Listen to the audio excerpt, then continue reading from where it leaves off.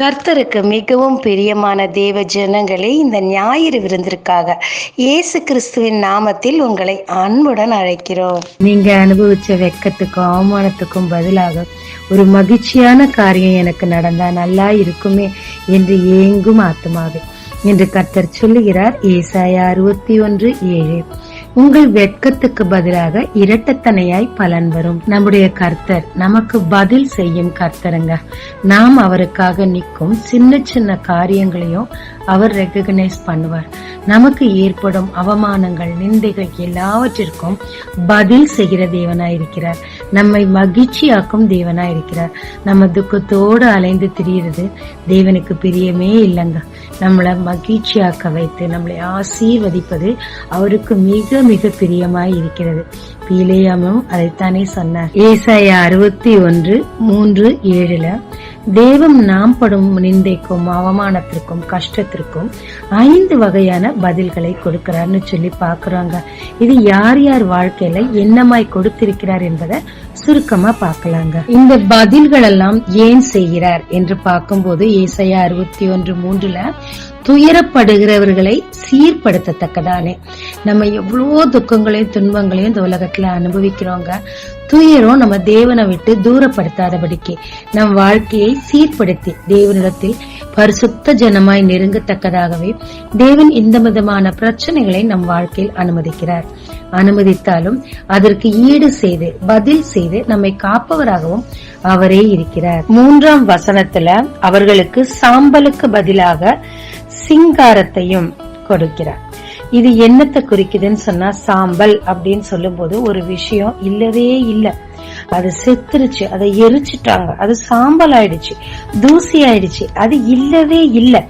அந்த நிலையில நம் வாழ்க்கை இருக்குமானா எல்லாமே முடிஞ்சு போச்சு, இனி எதுவுமே நடக்காது, எல்லாத்தையும் இழந்துட்டேன், இனி அவ்வளவுதான் என்று முற்றுப்புள்ளி நீங்க வைத்திருந்தீங்கன்னா தேவன் உங்களுக்கு அதில் கமா வைக்க விரும்புகிறார். அதற்கு பதிலாக சிங்காரத்தை கொடுக்க விரும்புகிறார். அழகான ஒரு தோற்றத்தை நமக்கு தேவன் கொடுக்க விரும்புகிறார். புதிய விண்ணமாய் நம்மை உருவாக்கி எல்லார் கண்களுக்கு முன்பாக ஒரு சிங்காரத்தை கொடுக்க விரும்புகிறார். இதற்கு எடுத்துக்காட்டாக இயேசு கிறிஸ்துவின் வாழ்க்கை முடிந்தது என்று சத்துரு நினைத்தார். இதோ அவர் மரித்து விட்டார், அவரை நாம் ஜெயித்து விட்டோம் என்று நினைத்து கல்லறைக்குள் போட்டு கல்லறையை மூடி முத்திரையும் வைத்து ஆகிவிட்டது, முடிந்து விட்டது என்று நினைத்தார்கள். ஆனால் தேவனும் புது பொலிவோடு உயிரோடு எழுந்து வந்தார். எல்லாருடைய ரட்சிப்புக்கும் காரணமா இருந்தார். சத்ருவை வெட்கப்படுத்தினார். இன்று தேவாதி தேவனாக கர்த்தாதி கர்த்தாவாக கர்த்தரின் வலது பாரிசத்தில் சிங்காரமாக சிம்மாசனத்தில் உட்கார்ந்து நமக்காக பரிந்து பேசிக் கொண்டிருந்தார். முடிந்தது என்ற வாழ்க்கை அநேகரை அழகுபடுத்தத்தக்கதாக சிங்காரமான சிங்காசனத்து வாழ்க்கை இயேசு கிறிஸ்துவுக்கு வந்தது. நீங்களும் உங்க வாழ்க்கையில எல்லாத்தையும் இழந்துட்டு எல்லாம் முடிஞ்சு போச்சுன்னு நினைக்கிறீங்களா? இல்லங்க இல்லங்க, கர்த்தர் அதை கமா போட விரும்புகிறார்.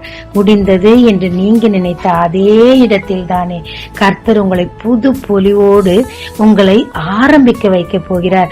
ஒரு புதிய காரியத்தை உங்க வாழ்க்கையில் செய்ய விரும்புகிறார். 2வதாக துயரத்துக்கு பதிலாக ஆனந்த தைலத்தையும்.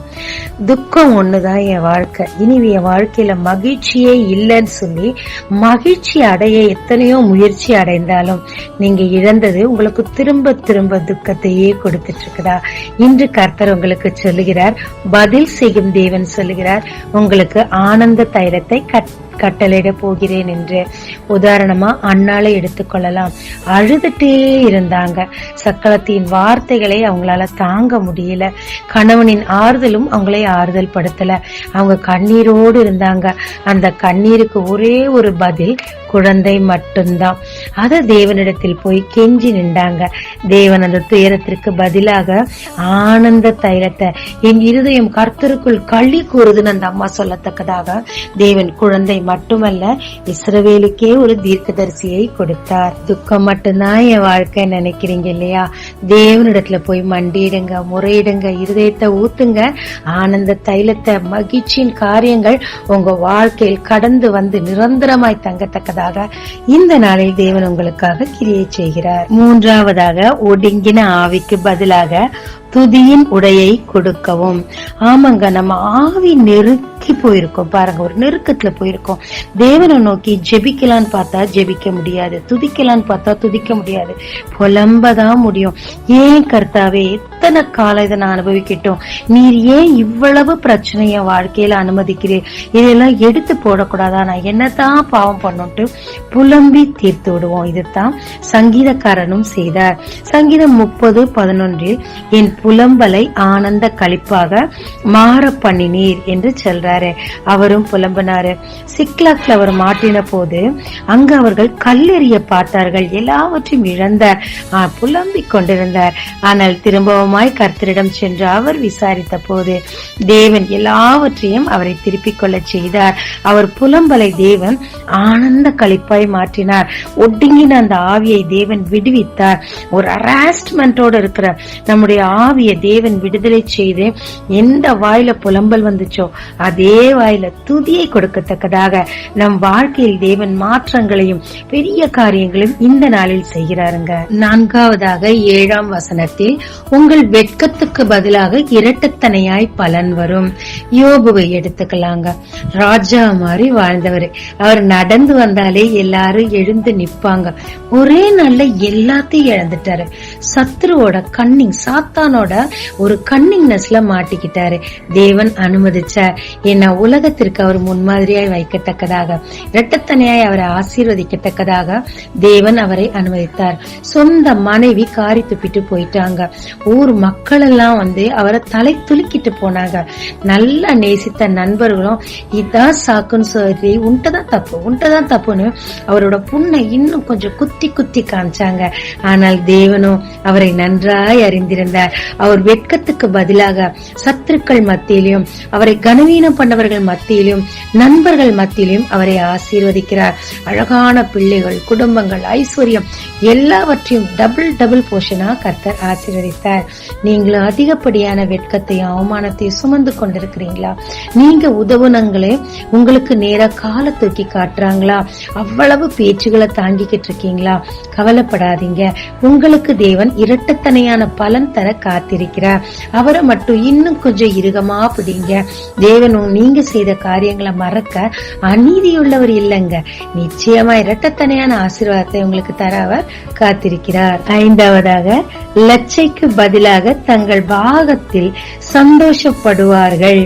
கானான்ல எவ்வளவு அசிங்கங்க இந்த லட்சங்கிறது இருக்குது இல்லைங்களா? இது இழிவு, வெக்கம், அவமானம், நிந்த, இது எல்லாத்த விட மகா மோசமான விஷயம். இன்னும் சொல்ல போனா எல்லாத்தோட பண்டுல வச்சு அதுக்கு இலச்சைன்னு பேர் வைக்கலாங்க.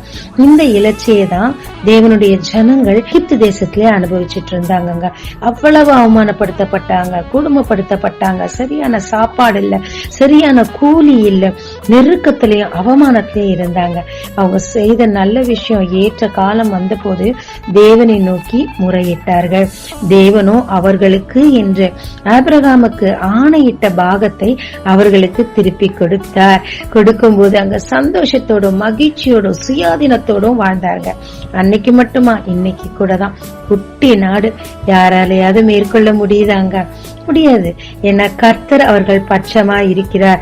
அது நிமித்தமாக தேசத்தில் இரட்டிப்பான சுதந்திரம் அடைவார்கள். நித்தியமான மகிழ்ச்சி அவர்களுக்கு உண்டாயிருக்கும்னு கர்த்தர் சொல்றார். இந்த இஸ்ரவேலில் தானே, ஜெருசலேமில் தானே புதிய வானம் புதிய பூமி படைக்கப்பட்டு அந்த இடத்துல தானே தேவன் ஆட்சி செய்வார்னு வேதம் சொல்லுகிறதுங்க. அவ்வளவு ஒரு மகிமையான இடமாய் தேவன் மாற்றி அவர்கள் லிச்சையை மாற்றி இஸ்ரவேல் ஜனங்களை எப்படி மேற்கொள்வதுன்னு உலகமே மண்டையை போட்டு உருட்டுற அளவுக்கு தேவன் அவர்களை உயர்த்தி வைத்தார். இதில் மட்டுமா, விவசாயம், மற்ற காரியம், நோபல் பிரைஸ் எல்லாமே இஸ்ரவேலுக்கு சொந்தமா இருக்குதுங்க. தேவன் அவ்வளவாய் அவர்கள் பாகத்தில் அவர்களை வைத்து சந்தோஷப்படுத்தி, நீங்களும் உங்க சுதந்திர பாகத்தை இழந்ததுனால, உரியவர்களை இழந்ததுனால லட்சை சுமந்து கொண்டிருக்கிறீங்களா? ஆளுக்கு ஒரு பேர் வைக்கிறாங்களா? விதவை, மலடி, எல்லாத்தையும் இழந்துட்டான், ஃபெயிலியர் சொல்லி ஆளுக்கு ஒரு பேர் வச்சிட்டு இருக்காங்களா? வைக்கட்டுங்க. அவர்கள் கண்களுக்கு முன்பாக உங்க சுதந்திர பாகத்துல இரட்டத்தனையா தேவன் உங்களை ஆசீர்வதிக்க காத்திருக்கிறாருங்க. பதில் செய்கிற தேவன் 11ஆம் வசனத்துல சொல்றாரு பாருங்க, நீதியையும் துதியையும் உழைக்க பண்ணுவேன். நீதி இல்லாம நீங்க எவ்வளவு கஷ்டப்பட்டிருந்தாலும், துதிக்க முடியாம கஷ்டப்பட்டிருந்தாலும் உங்களுக்குள் அதை விதைத்த தேவன் முளைக்க பண்ணுவாருங்க. அப்படியாக நீங்க இழந்த எல்லாவற்றையும் எண்ணி எண்ணி எண்ணி பதில் செய்து உங்களை மகிழ்ச்சியாக்கி ஆனந்த களிப்பாக்கி இரட்டத்தனையாய் ஆசீர்வதித்து எல்லோர் கண்களுக்கு முன்பாக உங்களை நிச்சயமா உயர்த்தி மகிமைப்படுத்துவாருங்க. ஜெபிக்கலாமாங்க. தேவரீர், என்னுடைய வாழ்க்கையில் எல்லாவற்றையும் நான் இழந்து போனேப்பா. அவமானம் நிந்தையால் நிறைந்திருக்கிறேன் அப்பா. ஆண்டவரே, என்னை பார்த்தவர்கள் கூட தலை துலுக்கி போற அளவுக்கு இருக்கிறாங்க. எல்லாமே முடிஞ்சிருச்சு, சாம்பல் ஆயிட்டேன், இனி என்னால் எழும்ப முடியாது என்ற நிலையில் இருக்கிறேன் அப்பா. ஆனால் எனக்கு நல்ல விஷயம், ஒரு உயிருள்ள ஜீவனுள்ள எனக்காக மரித்த தேவன் எனக்கு இருக்கிறதப்பா. நான் இழந்த எல்லாவற்றையும் இரட்டத்தனையாய் மகிமையோடு கூட திரும்பி வரச் செய்து என்னை துதிக்க செய்ய போறதற்காக உமக்கு நன்றி. என் புலம்பலை ஆனந்த களிப்பாய் மாற்ற போறதற்காக நன்றி. பதில் செய்யும் தேவன் எனக்கு இருக்கிறபடினா உம்மை நன்றியோடு கூட துதிக்கிறேன். இயேசு மூலம் பிதாவே, ஆமென். இயேசு கிறிஸ்துவின் நாமத்தில் இந்த நாளில் உங்களை ஆசீர்வதிக்கும் ஜீசஸ் விஷன்.